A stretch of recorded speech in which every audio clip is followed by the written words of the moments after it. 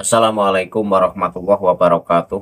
Apa kabar untuk seluruh pemirsa video saya dari Sabang sampai Merauke? Semoga selalu diberi keberkahan rahmat, dimudahkan segala urusannya, dimudahkan rizkinya, diberi kesehatan oleh Allah Subhanahu wa Ta'ala, serta diberi hidayah oleh Allah Subhanahu wa Ta'ala untuk orang-orang yang belum mendapatkannya. Kali ini saya akan membaca kitab Silatul Ahli. Kitab ini kitab manakib yang khusus membahas terkait keramat-keramat dari Habib-Habib yang berjalur Bafadol. Kitab ini tak beda jauh dengan kitab-kitab manakib Ba'alawi yang lain karena memuat kisah-kisah khurafat yang berseberangan dengan konteks syariat. Nah, kali ini yang akan saya baca itu di halaman 117, halaman 118, terkait betapa keramatnya makom seorang Habib yang bernama Abul Abbas bin Fadl bin Abdullah bin Fadl Bafadl. Ini dalam kalangan Ba'alawi disebut sebagai wali kutub. Jadi wali kutubnya Ba'alawi itu banyak banget. Seperti yang sering saya katakan bahwa kalau nggak wali ya wali kutub. Jadi orang-orang Ba'alawi yang sudah meninggal ini nggak jarang disebut sebagai wali atau wali kutub. Jadi jangan heran kalau orang-orang Ba'alawi itu moyang-moyangnya adalah kalau nggak wali ya wali kutub. Di sini ada kisah ini sangat bertabrakan dengan syariat. Nah, seperti apa kisah ini sehingga saya sebut bertabrakan dengan syariat?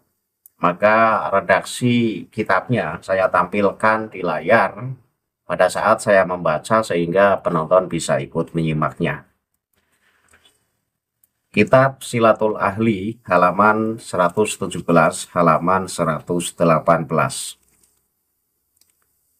Wara'aitu fi tarihi Sayyidil Ajali Abdillahi Bahasan Asyihri kola ruwiya an ba'dil akabiril arifina kola man zaro kopara syaihi fadli sabahi jumain mutawaliyatin kutibat lagu hijatun mabrurotun wa kola hadha syaihu makosoda ahadun biniyati kodo ihajatin roja'a bihajatihi.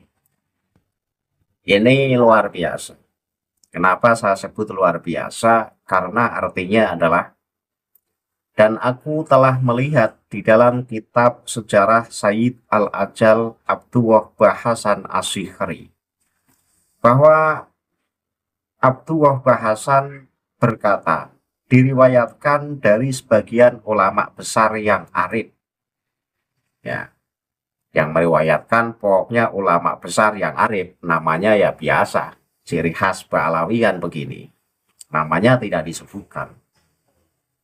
Apa yang dikatakannya? Yang dikatakannya adalah barang siapa menziarahi makam Syekh Fadl selama 7 Jumat berturut-turut, maka dicatat baginya pahala haji yang mabrur. Jadi orang-orang Tarim ini saya rasa nggak perlu melaksanakan ibadah haji. Kenapa? Ya cukup 7 Jumat secara berturut-turut menziarahi makam dari Syekh Fadl, atau nama panjangnya adalah Syekh Abul Abbas bin Fadl bin Abdullah bin Fadl Bafadl, atau lebih dikenal dengan Syekh Fadl. Kisah ini dikisahkan oleh Abdullah Bahasan, tapi Abdullah Bahasan mendapat kisah ini dari orang arif katanya. Lah orang arif yang mengisahkan pertama ini tidak disebut namanya, kan aneh. Siapa yang ngomong mula-mula ini juga tidak disebut. Tapi sudahlah, itu memang ciri khas gaya kita Ba'alawi. Pada intinya di sini pengen mengunggulkan, pengen mengkeramatkan seorang Habib yang bernama Syekh Fadl. dikeramatkan sehingga cukup menziarahi makamnya Syekh Fadl selama 7 Jumat berturut-turut, ini pahalanya setara dengan ibadah haji mabrur. Kan keren. Ketika orang yang berangkat haji saja belum tentu mendapat pahala haji mabrur, karena orang haji kan tidak selalu mendapat haji mabrur, ada kalanya haji mardur. Tapi dengan menziarahi makom Syekh Fadl ini cukup 7 kali Jumat berturut-turut, maka setara pahalanya dengan orang yang melaksanakan haji mabrur. Ini keterangannya dari mana? Karena agama ini kan butuh dalil. Apakah Al-Quran menjelaskan terkait semacam ini? Apakah hadis menjelaskan terkait kekeramatan dari makom Syekh Fadl? Tentu kan nggak ada. Wong Syekh Fadl itu hidup jauh sesudah zaman Rasulullah.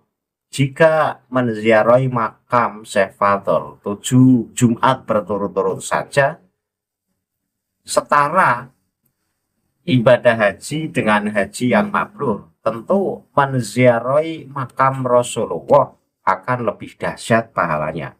Sementara nggak ada satu hadis pun yang mengatakan bahwa barang siapa yang menziarahi makam Rasulullah maka setara dengan 2 kali atau 3 kali ibadah haji yang mabrur. Kan nggak ada.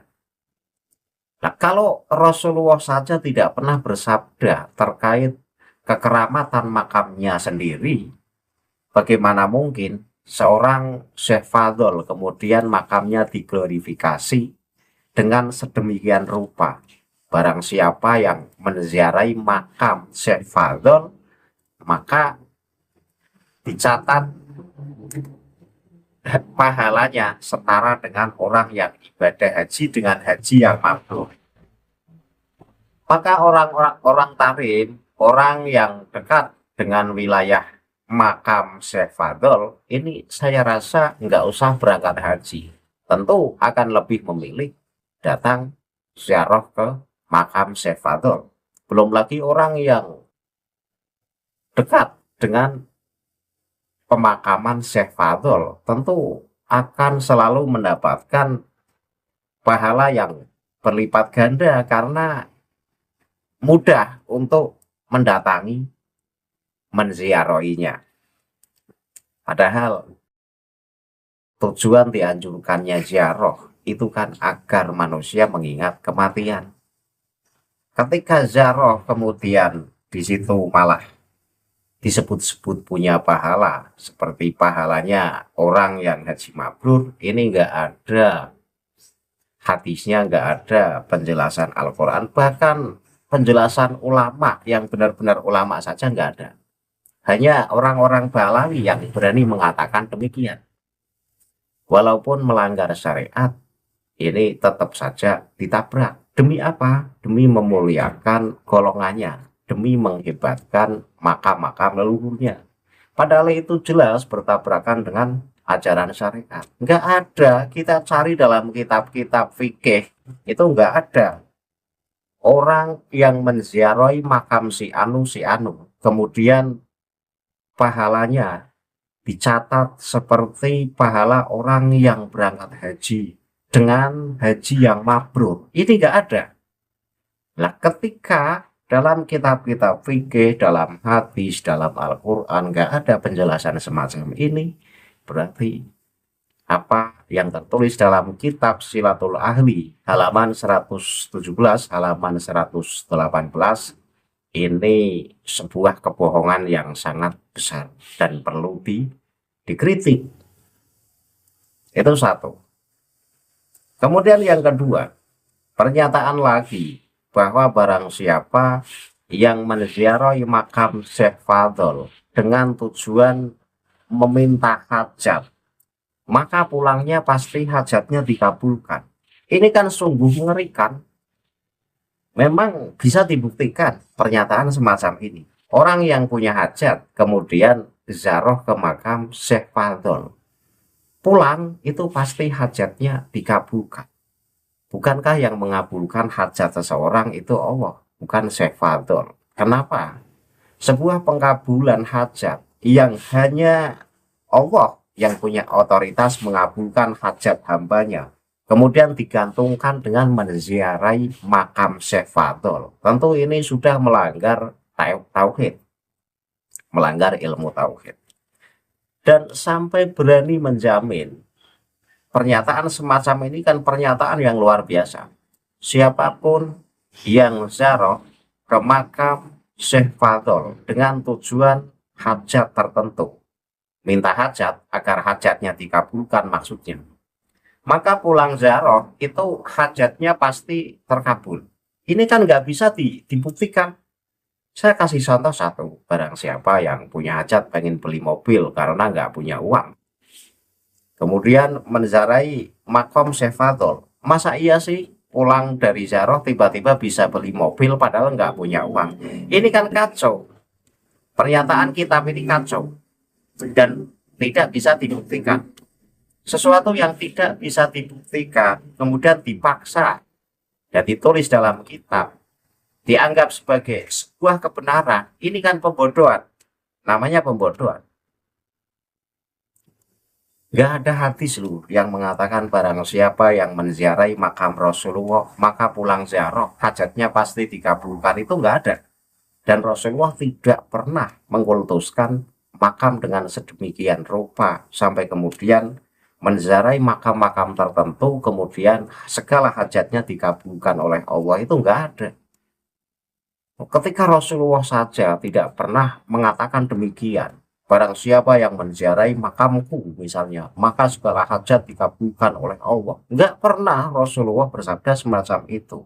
Rasulullah saja tidak berani menjamin semacam itu. Kok kemudian kita Ba'alawi mengglorifikasi tokoh yang bernama Syekh Fadl, mengkeramatkan makam Syekh Fadl, sehingga siapapun yang menziarahi makam Syekh Fadl dengan minta hajat tertentu di sana, maka pulang dari ziarah itu hajatnya dikabulkan.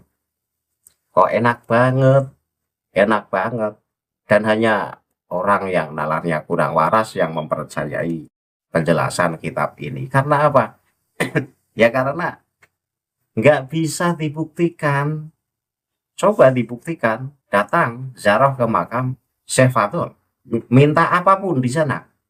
Apakah pulang ziarah nanti segala permintaannya terwujud dan dikabulkan oleh Allah? Saya yakin tidak. Karena Allah mau mengabulkan hajat seseorang itu tidak digantungkan dengan perbuatan apapun. Masa Allah kalah sama Syekh Fadl? Kenapa kalah? Ya karena dengan kita meminta hajat di makam Syekh Fadl, maka Allah pasti mengabulkan hajatnya.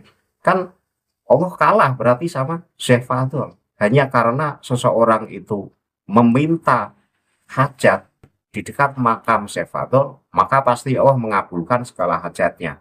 Allah waktu intervensi. Ini kan nggak nalar ini kita. Nah, apa yang tertulis dalam kitab Silatul Ahli halaman 117, halaman 118 ini menjadi bukti bahwa memang kitab-kitab Ba'alawi ini tak beda jauh dengan kitab-kitab yang lain yang pada intinya adalah mengglorifikasi orang-orangnya, mengkeramatkan leluhur-leluhurnya, bahkan mengkeramatkan makam-makam leluhurnya, sehingga dibuatlah cerita yang sedemikian rupa walaupun cerita itu tidak bisa dibuktikan kebenarannya. Dan ini adalah kesesatan yang nyata. Ajaran-ajaran semacam ini, kitabnya sudah beredar di Indonesia, maka banyak orang-orang Indonesia ini diracuni oleh kitab-kitab Ba'alawi yang cenderung mengajarkan kita mengkultuskan makam, cenderung mengajarkan kita meminta kepada selain Allah. Maka kita itu secara tidak langsung digiring untuk menghamba kepada kabib-kabib Ba'alawi yang sudah meninggal. Nah, bahaya kalau kitab-kitab Ba'alawi kemudian dikaji dan sudah menyebar di pesantren-pesantren Indonesia. Ini akan meracuni otak-otak para santri, sehingga akan mempercayai dongeng-dongeng khurafat yang semacam ini. Maka inilah tujuan kami membongkar ajaran-ajaran Ba'alawi, dipublikasikan agar masyarakat secara umum ini bisa tahu isi yang sebenarnya kitab-kitab Ba'alawi. Dengan tahu isi kitab-kitab Ba'alawi, maka tahu ajaran-ajaran orang-orang Ba'alawi yang ternyata menyimpang dari syariat. Ini saja yang bisa saya sampaikan. Kesimpulannya adalah dua pernyataan dalam kitab Silatul Ahli bahwa barang siapa yang menziarahi makam Syekh Fadl 7 Jumat, 7 Jumat itu maksudnya 7 kali tiap Jumat selama berturut-turut, maka pahalanya dicatat seperti pahala orang yang haji tapi haji mabrur. Ini tidak ada syariat mengatakan semacam itu, berarti itu menyimpang dari ajaran syariat. Kemudian yang kedua, barang siapa yang menziarahi makam Syekh Fadl dengan hajat tertentu atau punya hajat tertentu, meminta agar hajat dikabulkan, maka pulang dari ziarah hajatnya pasti dikabulkan. Ini juga pernyataan yang bohong, sesat dan menyesatkan dan tidak bisa dibuktikan.